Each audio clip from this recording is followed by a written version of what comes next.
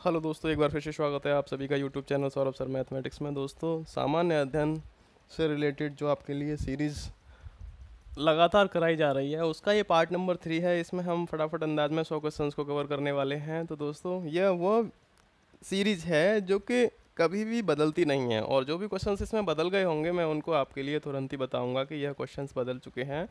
और आप यदि तैयारी करते हैं तो ये समझ लीजिए कि अगर ये क्वेश्चंस आपको नहीं याद हैं तो समझ लीजिए कि आपको कुछ भी नहीं याद है। ठीक है।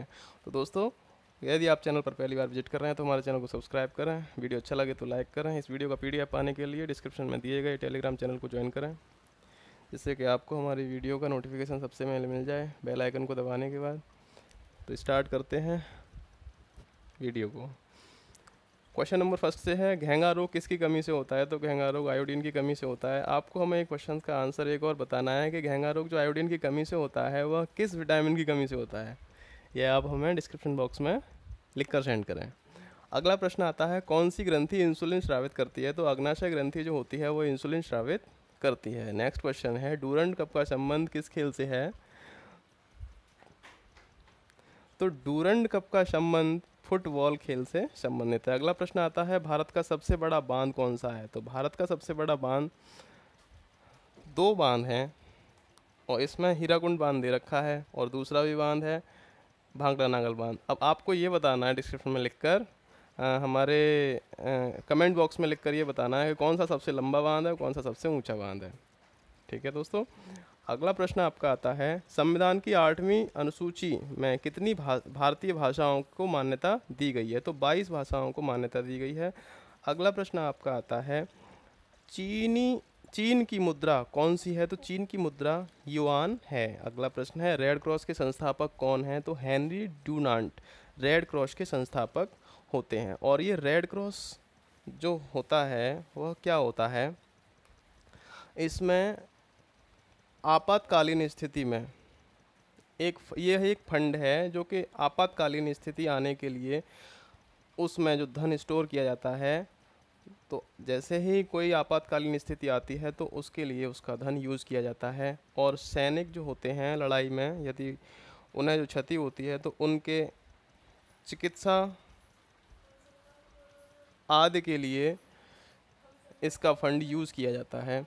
अगला प्रश्न आता है, हीमोग्लोबिन की कमी से होने वाला रोग कौन सा होता है? तो एनीमिया हीमोग्लोबिन की कमी से होने वाला रोग होता है। नेक्स्ट प्रश्न है, भारत कोकिला कौन कहलाती है? तो भारत कोकिला सरोजनी नायडू को कहा जाता है। अगला प्रश्न आपका आता है, दिल्ली में कुतुब मीनार किसने बनवाई शुरू की थी, बनवाना शुरू की थी? तो कुतुबुद्दीन ऐबक ने बनवाना शुरू की थी।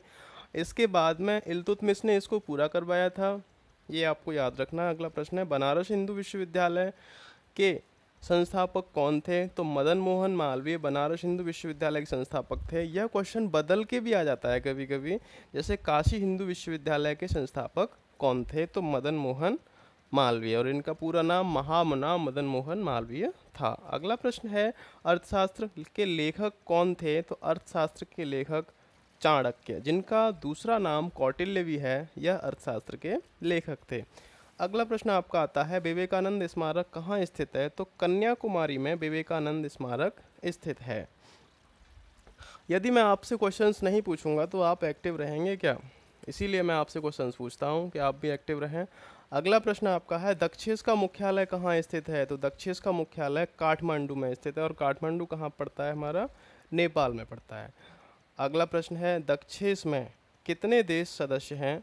तो कितने देश सदस्य हैं? कुल 8 देश सदस्य हैं, जिसमें भारत, नेपाल, बांग्लादेश, श्रीलंका, मालदीव, भूटान, पाकिस्तान और अफगानिस्तान।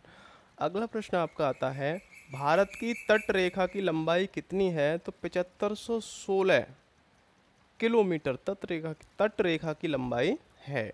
अगला प्रश्न आपका है, विश्व में अभ्रक यानी मायका का सर्वाधिक उत्पादन किस देश में होता है? तो ये तो दोस्तों आपको पता होना चाहिए कि भारत देश में ही विश्व का सबसे अधिक उत्पादन अभ्रक का करता है। अगला प्रश्न आता है, ग्रांड ट्रंक रोड किसने बनवाया था? तो शेर शाह सूरी ने ग्रांड ट्रंक रोड को बनवाया था। नेक्स्ट प्रश्न आता है, विटामिन बी की कमी से कौन सा रोग होता है? तो बेरी बेरी विटामिन बी की कमी से रोग होता है। नेक्स्ट प्रश्न आता है विटामिन सी की कमी से कौन सा रोग होता है, तो स्कर्वी जो रोग होता है विटामिन सी की कमी से होता है। अगला प्रश्न आता है दूध में कौन सा विटामिन नहीं होता है, तो दूध में विटामिन सी नहीं होता है क्योंकि दूध खट्टा नहीं होता है, और विटामिन सी फिर दही में होता है। अगला प्रश्न आपका आता है विटामिन डी की कमी से कौन सा रोग होता है, तो रिकेट्स विटामिन डी की कमी से होता है। अगला प्रश्न है किस विटामिन की कमी से खून का थक्का नहीं जमता है, तो विटामिन के की कमी से खून का थक्का नहीं जमता है। मैं आपके लिए विटामिन्स के ऊपर भी एक वीडियोस लेके आने वाला हूँ जिसमें विटामिन का रासायनिक नाम और उसके स्रोत और उससे होने वाले रोग सबके बारे में मैं आपको जानकारी देने वाला हूँ आने वाली वीडियो में। तो दोस्तों चैनल को सब्सक्राइब करें और बेल आइकन को दबाएं जिससे कि आपको उस वीडियो का नोटिफिकेशन सबसे पहले मिल जाए। अगर वीडियो अच्छा लगे तो लाइक करें।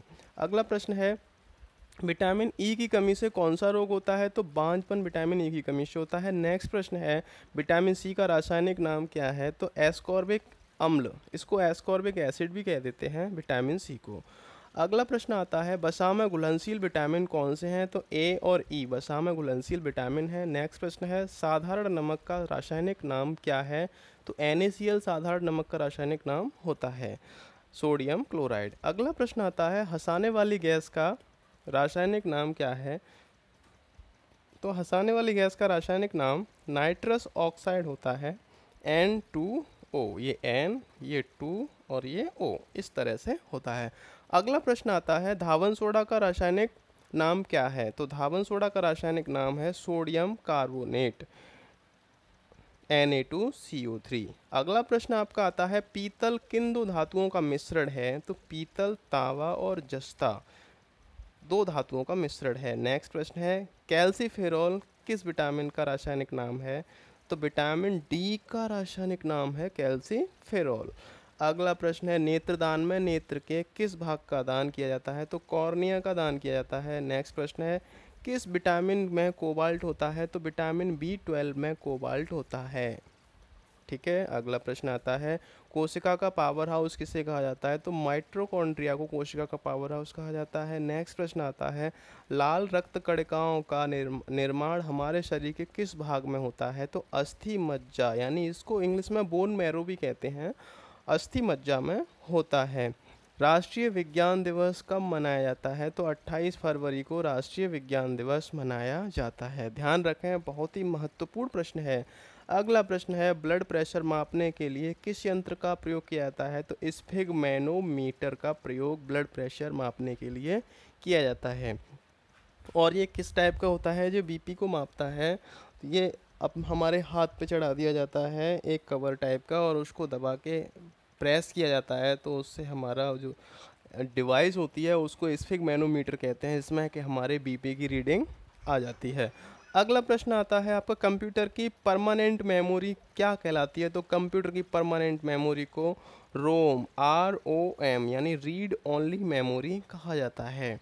अगला प्रश्न आता है किस अधिवेशन में कांग्रेस उदारवादी और उग्रवादी नामक दो दलों में विभाजित हो गई थी, तो 1907 के सूरत अधिवेशन में कांग्रेस उदारवादी और उग्रवादी दो दलों में विभाजित हो गई थी। नेक्स्ट प्रश्न आपका आता है तंजौर के बृहदेश्वर मंदिर किसने बनवाया था, तो राजा प्रथम चोल ने बनवाया था।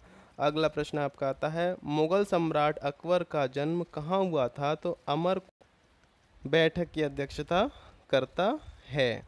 अगले प्रश्न की तरफ चलते हैं भारत के प्रथम लोकसभा अध्यक्ष कौन थे, तो गणेश वासुदेव मावलंकर थे।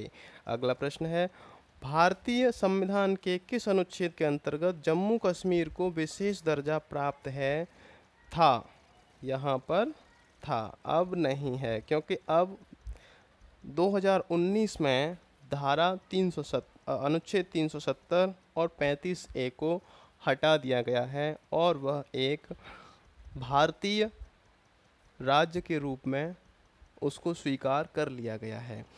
तो यह अनुच्छेद 370 के तहत उसको विशेष राज्य का दर्जा प्राप्त था, लेकिन अब वह ख़त्म कर दिया गया है। अगला प्रश्न है कोई विधेयक धन विधेयक है या नहीं, इसका निर्णय कौन करता है, तो लोकसभा अध्यक्ष इसका निर्णय करता है। नेक्स्ट प्रश्न है, विश्व का सबसे बड़ा महाद्वीप कौन सा है? तो एशिया महाद्वीप विश्व का सबसे बड़ा महाद्वीप है।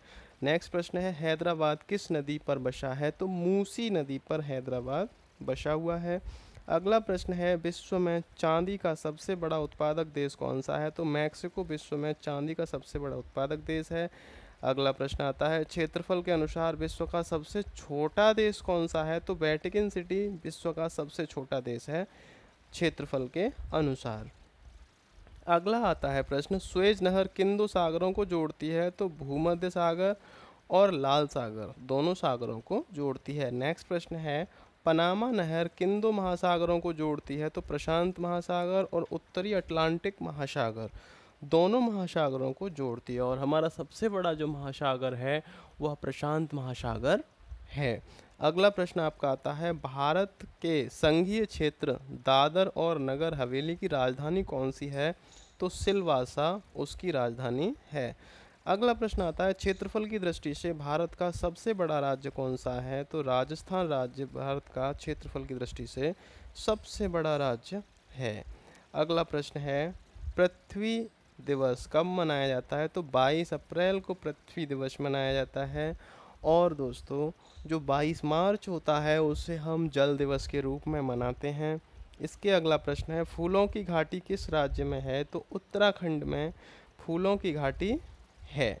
अगला प्रश्न आपका आता है, वर्ष 2011 में नवनिर्मित राष्ट्र दक्षिणी सूडान की राजधानी कौन सी है?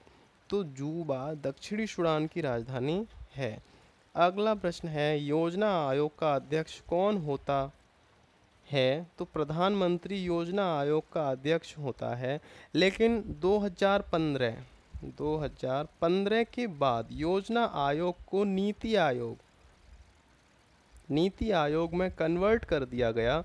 तब से इसको योजना आयोग को ख़त्म कर दिया गया और नीति आयोग का जो अध्यक्ष होता है वह भी प्रधानमंत्री होता है। अगला प्रश्न है, आईने अकबरी का लेखक कौन था? तो अबुल फजल आईने अकबरी का लेखक था। अगला प्रश्न है, होपमैन कप किस खेल से संबंधित है? तो टेनिस से संबंधित है होपमैन कप। अगला प्रश्न, देशबंधु के नाम से कौन जाने जाते हैं? तो चित्तरंजन दास को देशबंधु के नाम से जाना जाता है। अगला है, अशोक चक्र में कितनी तीलियां होती हैं? जो अशोक चक्र होता है उसमें 24 तीलियां होती हैं।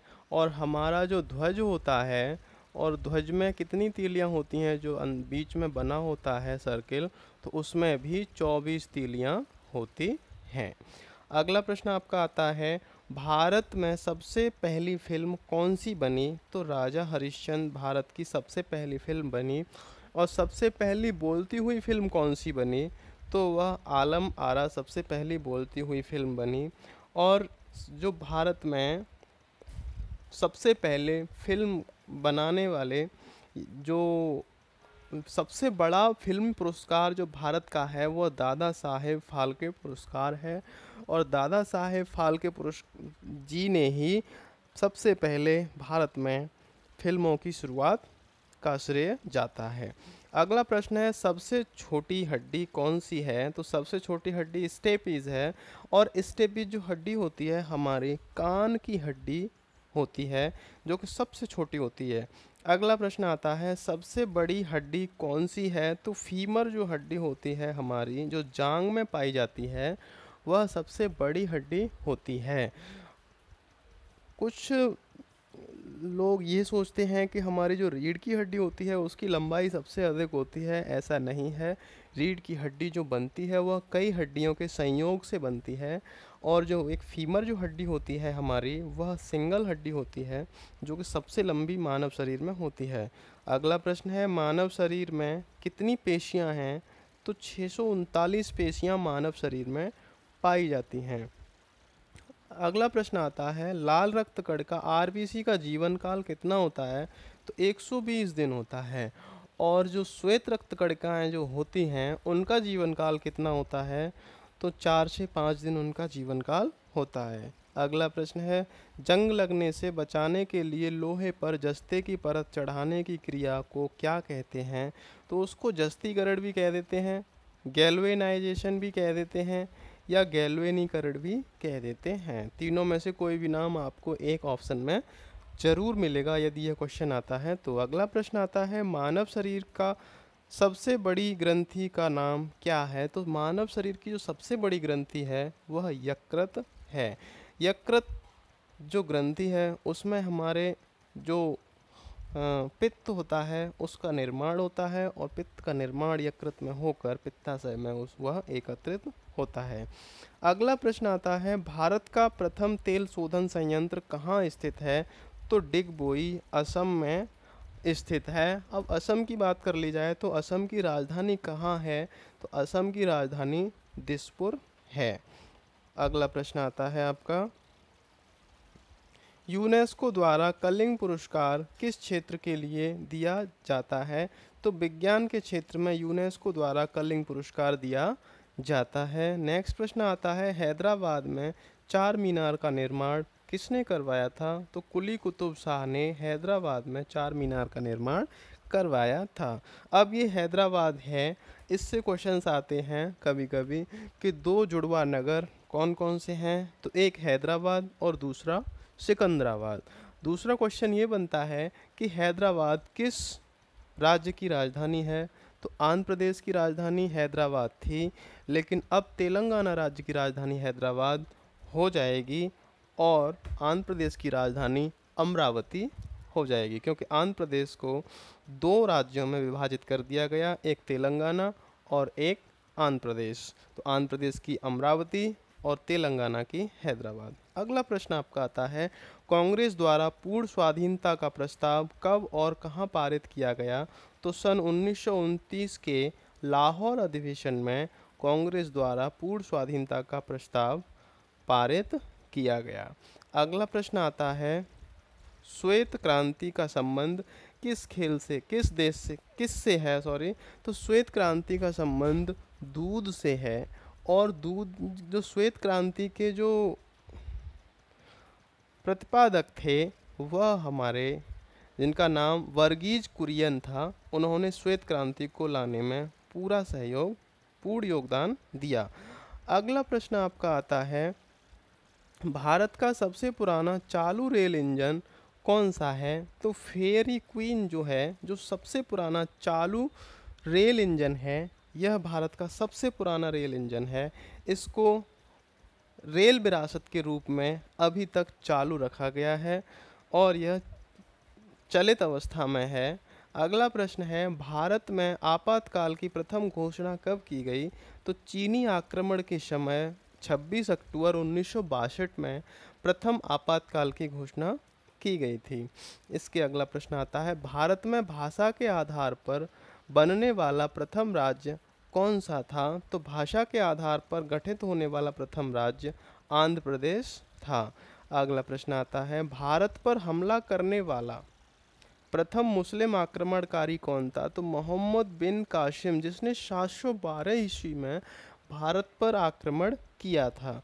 नेक्स्ट प्रश्न आता है सेल्यूकस का राजदूत जो चंद्रगुप्त मौर्य के दरबार में आया कौन था? तो मेगास्थनीज सेल्यूकस का राजदूत था जो चंद्रगुप्त मौर्य के दरबार में आया था। नेक्स्ट प्रश्न है श्रीलंका का पुराना नाम क्या था?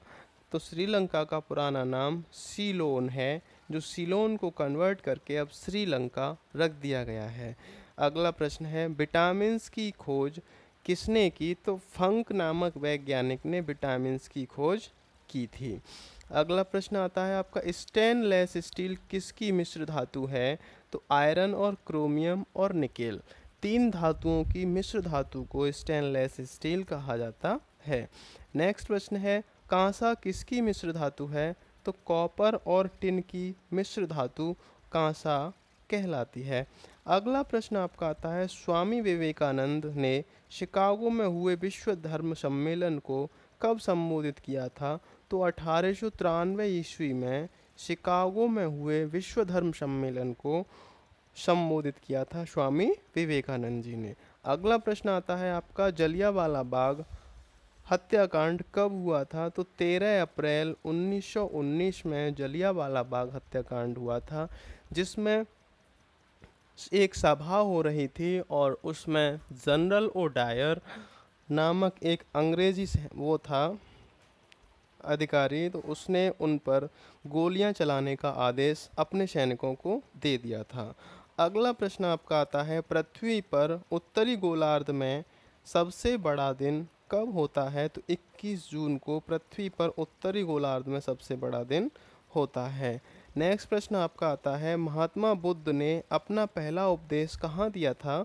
तो सारनाथ में महात्मा बुद्ध ने अपना पहला उपदेश दिया था। अगला प्रश्न है, साइमन कमीशन के बहिष्कार के दौरान लाठीचार्ज से किस नेता की मृत्यु हो गई थी? तो लाला लाजपत राय जी की मृत्यु लाठीचार्ज से हो गई थी। अगला प्रश्न आता है, भारत में निर्मित प्रथम कंप्यूटर का नाम क्या है? तो सिद्धार्थ जो कंप्यूटर है वह भारत का प्रथम निर्मित कंप्यूटर है।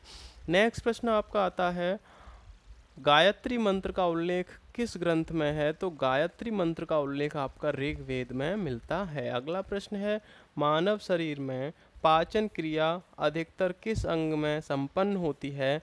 तो मानव शरीर में पाचन क्रिया छोटी आंत में संपन्न होती है और सबसे ज़्यादा लंबाई छोटी आंत की ही होती है। नेक्स्ट प्रश्न है, आनुवांशिकता के नियमों का प्रतिपादन किसने किया था? तो ग्रेगर जॉन मेंडल ने आनुवांशिकता के नियमों का प्रतिपादन किया था। अगला प्रश्न आपका आता है, मानव द्वारा सबसे पहले किस धातु का प्रयोग किया गया था? तो तांबा का प्रयोग मानव द्वारा सबसे पहले किया गया था। यह बहुत ही महत्वपूर्ण प्रश्न है जो आपके लिए कराए जा रहे हैं और यह कभी ना बदलने वाले प्रश्न हैं। अगला प्रश्न आपका आता है, बॉल पेन किस सिद्धांत पर कार्य करता है? तो पृष्ठ तनाव के सिद्धांत पर कार्य करता है। नेक्स्ट प्रश्न आपका आता है, रेशम के कीड़े किस वृक्ष की कोमल पत्तियों पर पाले जाते हैं? तो शहतूत वृक्ष की कोमल पत्तियों पर रेशम के कीड़े पाले जाते हैं और ये जो पाले जाते हैं इसको सेरीकल्चर कहते हैं, इस विज्ञान को। अगला प्रश्न आपका आता है, राजस्थान में खेतड़ी किसके लिए प्रसिद्ध है? तो तांबे की खान के लिए राजस्थान में खेतड़ी प्रसिद्ध है। नेक्स्ट प्रश्न है, पृथ्वी के सबसे नज़दीक ग्रह कौन सा है? तो शुक्र ग्रह पृथ्वी के सबसे नज़दीक ग्रह है। तो दोस्तों, इस वीडियो में 100 क्वेश्चंस हम कवर कर चुके हैं जो कि कभी ना बदलने वाले क्वेश्चंस हैं, काउंटिंग से नहीं दिए रखे हैं, लेकिन 100 क्वेश्चंस हैं पूरे। और यदि आपको ये वीडियो और अच्छा लगा हो तो देखो, इसमें ये पृथ्वी से संबंधित यानी सौर मंडल का एक वीडियो मैं अभी अपलोड करने वाला हूँ जिसमें कि पूरे सौर मंडल के महत्वपूर्ण बिंदुओं को रखा जाएगा और आप उन्हें देख सकते हैं, अपनी जानकारी को बढ़ा सकते हैं। यदि वीडियो अच्छा लगा हो तो लाइक करें, शेयर करें, कमेंट करें। चैनल पर पहली बार विजिट कर रहे हैं तो चैनल को सब्सक्राइब करें, पास में बेल आइकन को अवश्य दबाएं। हमारी प्लेलिस्ट में जाकर अपने रुचि से संबंधित जो आप अपना सब्जेक्ट पढ़ना पसंद कर सकते हैं उसे जाकर पढ़ें। धन्यवाद दोस्तों, फिर मिलते हैं अगली वीडियो में।